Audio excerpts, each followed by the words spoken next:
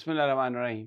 अस्सलाम वालेकुम। मैं समी इब्राहिम और आप देख रहे हैं हमारा सोशल मीडिया समी इब्राहिम ऑफिशियल। एक दफ़ा फिर पंजाब में गिरफ्तारियों का सिलसिला, लोगों को अगवा करने का सिलसिला शुरू हो गया। ओन अब्बास पब्बी जो पीटीआई के सरबराह हैं सराइकी इलाके के, उनको उनके घर से उठाया गया है और जो वहाँ पर वीडियो आई है, जिस तरीके से तोड़-फोड़ की गई है, जिस तरीके से प्रॉपर्टी को नुकसान पहुँचाया गया, ऐसा लगता है कि जो अगवा करने वाले लोग थे, वो ओन अब्बास पब्बी को न सिर्फ़ उठा के ले जाना चाहते थे, बल्कि उन्हें ख़ासा माली तौर पर भी उन्हें नुकसान पहुँचाना चाहते थे। पीटीआई के एमएनएज़ के साथ आप बात करें, तो हर आदमी आपको अपनी प्राइवेट गुफ्तगू में ये बताता है कि अब दोबारा उन्हें फ़ोन आने लग गए हैं। 27वीं आईनी तरमीम के लिए लोगों पर प्रेशर डाला जा रहा है। उनको उनके बच्चों को अगवा करने की बात की जा रही है और मुबैना तौर पर बहुत सारे ऐसे लोग हैं जिनके साथ कैरेट एंड स्टिक अप्रोच है। उनको ये कहा जाता है कि आपको माल मिलेगा, आप अपना वक़्त ज़ाया ना करें इमरान खान के साथ, इमरान खान का कोई फ्यूचर नहीं, आप छोड़ें, आएँ, पैसे लें, ओहदा लें और अगर आप ये नहीं करेंगे, तो फिर आपके साथ वो होगा जो आप उसका तसव्वुर नहीं कर सकते। तो ये फिर दोबारा वही सिलसिला गिरफ्तारियों का। अब ओन अब्बास पब्बी को तकरीबन 8 बजे उनके घर में नामालूम लोग आए, बहुत बड़ी तादाद में थे। उन्होंने ये फुटेजेस में आप देख सकते हैं, हर चीज़ को, फर्नीचर को, सोफ़ों को तोड़-फोड़ दिया और उसके बाद उनको उठा के ले गए। किस जुर्म में उठा के ले गए, कहाँ पर उन्हें रखा गया है, कोई कुछ नहीं पता किसी को। किसी हवाले से कोई पता नहीं है। तो एक खौफ व हरास जो है उसकी फ़ज़ा बनाई जा रही है और ये खौफ व हरास सिर्फ़ सियासतदानों के लिए नहीं है, कुछ और भी बातें हो रही हैं। आज लाहौर हाई कोर्ट के एक बहुत ही मुअज़्ज़ज़ और सीनियर जज चौधरी अब्दुल अज़ीज़, जो अथॉरिटी माने जाते हैं क्रिमिनल केसेस में, अ, उन्होंने आज इस्तीफ़ा दे दिया और अपने ख़त में उन्होंने ये लिखा है सदर पाकिस्तान को कि मैं कुछ अपनी ज़ाती वजूहात की बिना पर मैं अब इस जॉब को कंटिन्यू बतौर जज नहीं कर सकता। इससे पहले भी एक दफ़ा चौधरी अज़ीज़ साहब उनका ट्रांसफ़र किया गया था क्योंकि उन्होंने जो मुकदमे सुने थे, तो उसकी बिना पर उनका ट्रांसफ़र किया गया। इस बात को इंश्योर करने के लिए कि वो कुछ मख़सूस मुकदमात ना सुन सकें, तो चौधरी साहब ने तब भी इस्तीफ़ा ऑफ़र किया था, लेकिन फिर वो मामला रफ़ा-दफ़ा करवा दिया गया था। लेकिन ये उनका जो इस्तीफ़ा है अब्दुल अज़ीज़ साहब का, ये बिल्कुल एजाज़ुल एहसन साहब जो सुप्रीम कोर्ट के जज, जो चीफ़ जस्टिस बनने वाले थे, ये उन्हीं की तरह का ये मामला है।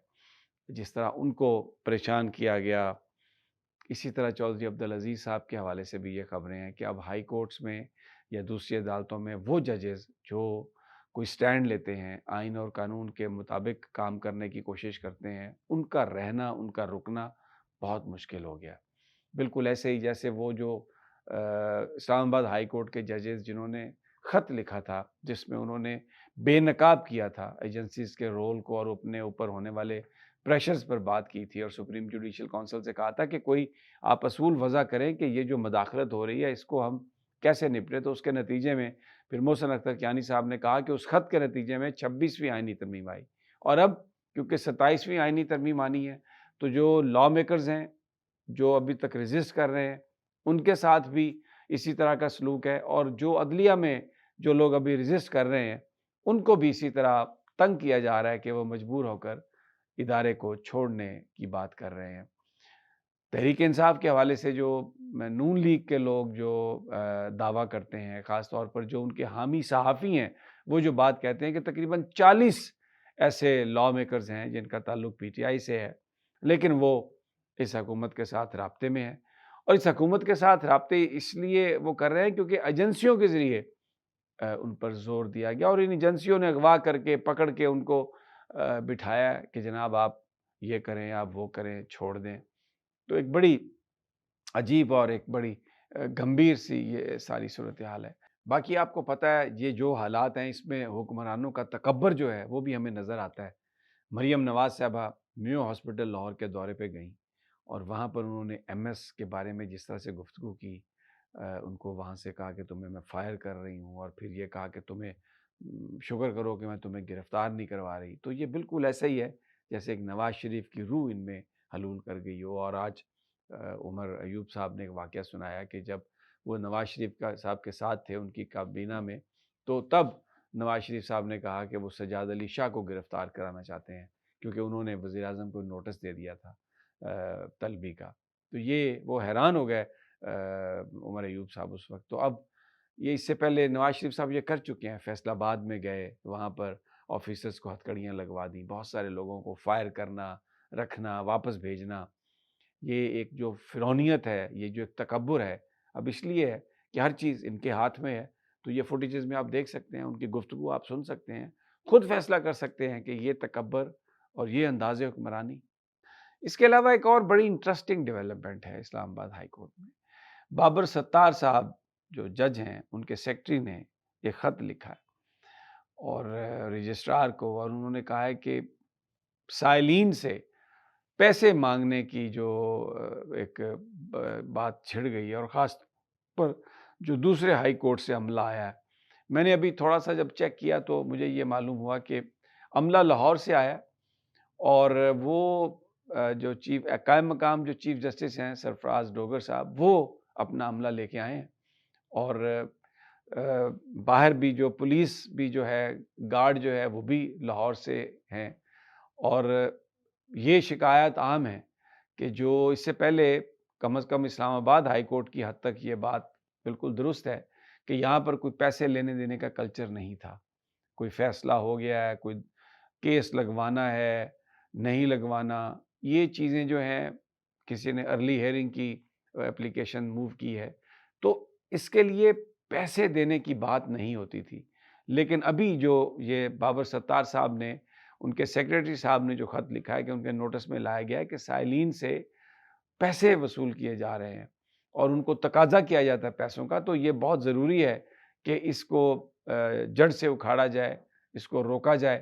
اور سی سی ٹی وی فوٹیجز بھی ہیں کوریڈورز کی، اس کا پچھلے 2 ہفتے میں جو کچھ ہوا ہے ایکسکیوز می، اس کی سی سی ٹی وی فوٹیج کو دیکھا جائے، اور اگر یہ بات ایسی نظر آ رہی ہے تو جن لوگوں نے پیسے لینے دینے کا کاروبار یہاں پر اسلام آباد میں شروع کیا، اسلام آباد ہائی کورٹ میں، ان کے خلاف ایک بھرپور کارروائی ہونی چاہیے، ان کو اور ان کو یہاں سے تبدیل کرنا چاہیے۔ یہ خط بڑا امپورٹنٹ خط ہے۔ تو یہ جو اس وقت جو عدالتی حالت زار ہے اس پر یہ روشنی ڈالتی ہے چیز۔ ایک اور جو خبر آ رہی ہے، سپریم کورٹ میں عرشد شریف شہید کا جو معاملہ ہے وہ ٹیک اپ کر لیا گیا ہے، اور کل اس کی سماعت ہوگی، آئینی بینچ اس کی سماعت کرے گا۔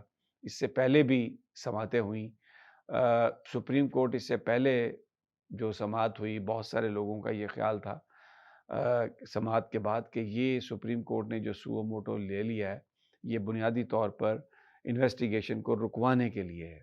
اور کیونکہ عرشد شریف کینیا میں قتل ہوئے تو 2 حصے تھے اس پورے اس قتل کے۔